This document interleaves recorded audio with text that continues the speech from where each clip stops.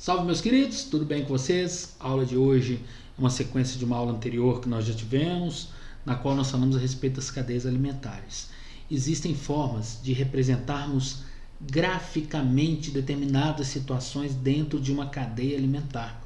Essas representações gráficas denominam-se pirâmides ecológicas. Nós estudaremos 3 tipos de pirâmides ecológicas: pirâmide de energia, pirâmide de biomassa e pirâmide de números. É bem fácil a gente entender uma pirâmide, tá, gente? Cada degrau desse aqui, cada retângulo desse aqui, ele representa a quantidade daquilo que a gente está tratando naquele nível trófico. Pode ser biomassa, pode ser energia ou pode ser número de indivíduos, tá? E sempre nós teremos na base o produtor da cadeia alimentar. E a gente tem aquela sequência natural, né? Consumidor primário, consumidor secundário, consumidor terciário e por aí vai no estudo em cada um dos degraus dessa nossa pirâmide ecológica. Então vamos começar a falar a respeito das pirâmides, espero que possa contribuir aí no ensinamento para vocês. Então vamos começar lá pelo estudo de uma pirâmide de energia, que mostra a quantidade de energia em cada nível trófico. Se lembrem do estudo da cadeia alimentar. Quando nós falamos de uma cadeia alimentar, igual a gente tem aqui, né? O produtor, que no caso é o capim, consumidor primário, que é o gafanhoto, consumidor secundário, que é o sapo, consumidor terciário, que é a serpente. Não existe acúmulo nem aumento de energia.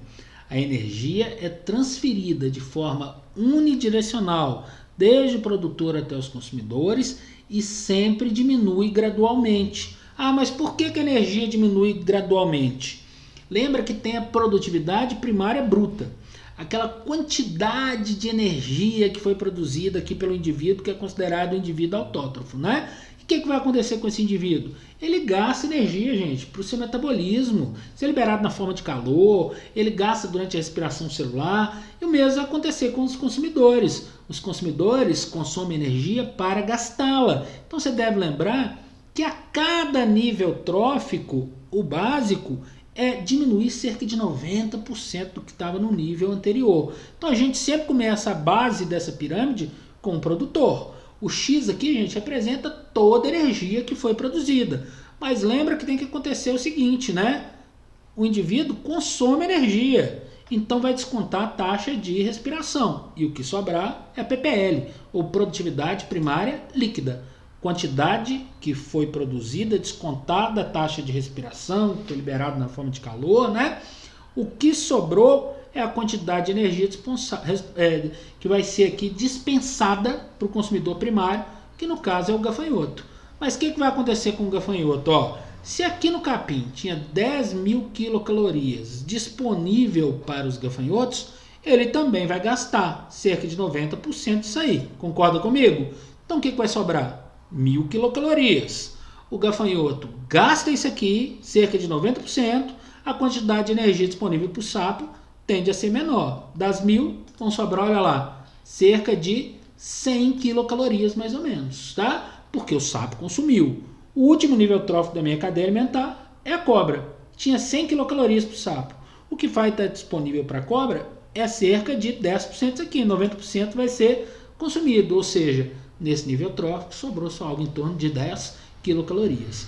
Em uma pirâmide de energia nunca existe inversão. Obrigatoriamente, a quantidade de energia da base sempre tem que ser maior do que o ápice. Você nunca vai ter pirâmide de energia invertida, tá? Nunca haverá mais energia no ápice do que na base. Porque lembra, quando nós falamos a respeito disso, você sabe muito bem que a energia tende a diminuir gradualmente. Vamos para a próxima pirâmide? A nossa próxima pirâmide é uma pirâmide de números, que mostra quantos indivíduos a gente tem em cada nível trófico da cadeia alimentar. Então, exemplozinho rápido aqui. Produtor, plantas, consumidores primários são lebres e consumidores secundários, o indivíduo carnívoro aqui, que são as corujas. Aqui nós temos a quantidade de indivíduos. São 4.000 plantas, produtores, que servem de alimento para 50 lebres que são herbívoras. Essas 50 lebres, elas servem de base alimentar para 8 corujas. Então aqui mostra o número de indivíduos em cada nível trófico da nossa cadeia alimentar. Essa pirâmide assim representa.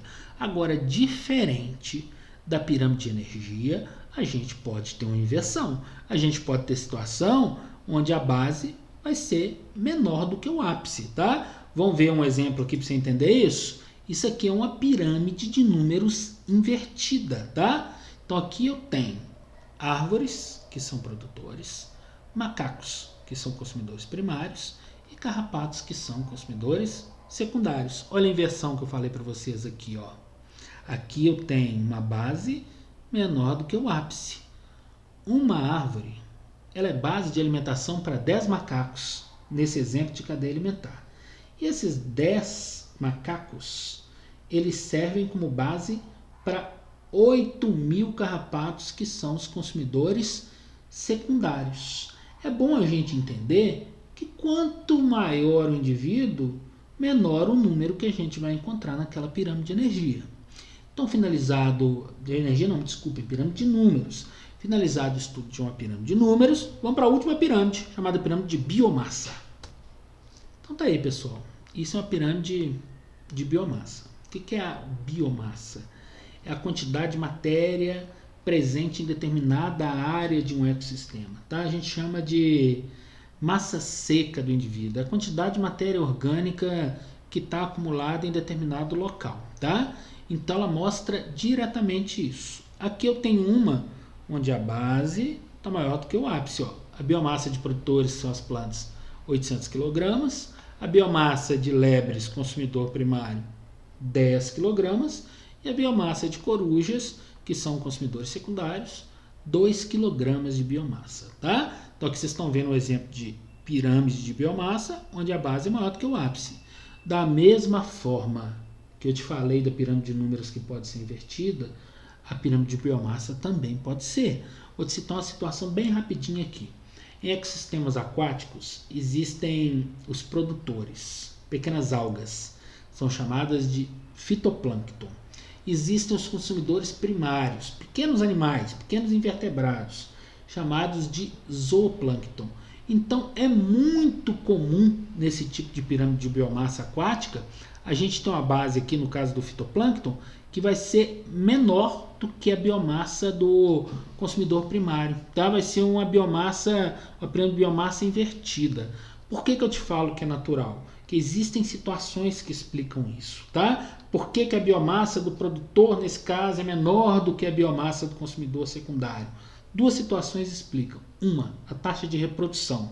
O fitoplâncton, que é o produtor, ele se reproduz muito mais rápido do que o fitoplâncton, que é o consumidor primário. E uma outra situação que envolve nisso aí é o consumo, tá? Por que a biomassa do fitoplâncton vai ficar menor? Porque o consumo também é muito rápido, mas não é desequilíbrio naquele ecossistema. Considera-se uma situação de equilíbrio. Então é isso aí, pessoal. Por hoje é só uma aula curtinha, né? No qual nós falamos a respeito das pirâmides ecológicas. Pirâmides de energia, de número e biomassa. Lembra, pirâmide de número e de biomassa pode ser invertida? Pode ter ápice maior do que a base? Pode. Pirâmide de energia pode ser invertida? Nunca. Sempre a base vai ter uma quantidade maior do que o ápice, porque a energia diminui gradualmente. Então é só isso aí, até a próxima aula. Grande abraço. Até mais.